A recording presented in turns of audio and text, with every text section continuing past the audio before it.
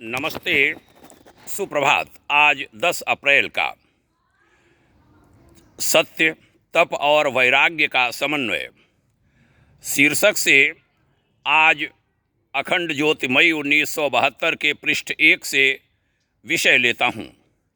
465वां क्रम युग ऋषि विचार श्रृंखला का पूज्यवर आचार्य श्री राम शर्मा जी ने लिखा था। सत्य की प्राप्ति तपस्वी ही कर सकता है।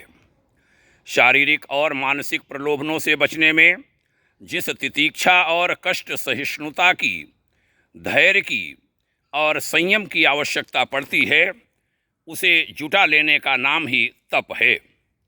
अकारण शरीर को सताने का नाम ही तप नहीं है। सताना तो किसी का भी बुरा है, फिर शरीर को व्यथित और संतप्त करने से ही क्या हित साधन हो सकता है। सत्यमय जीवन लक्ष्य निर्धारित करने के कारण सीमित उपार्जन से निर्वाह करने की स्थिति में गरीबी अथवा मितव्ययिता अपनानी पड़ती है। इसे तपस्या कहते हैं।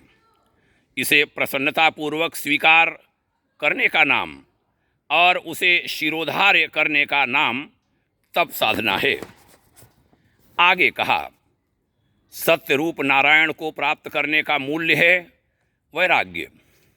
वैराग्य का अर्थ घर परिवार को छोड़कर विचित्र वेश बनाना या भिक्षाटन करना नहीं है, वरन यह है कि जिस राग द्वेष की धूप छाह में सारा जगत हंसता, रोता, अशांत और उद्विग्न रहता है, उस विडंबना से बचते हुए महान लक्ष्य की ओर अनवरत गति से चलते जाना।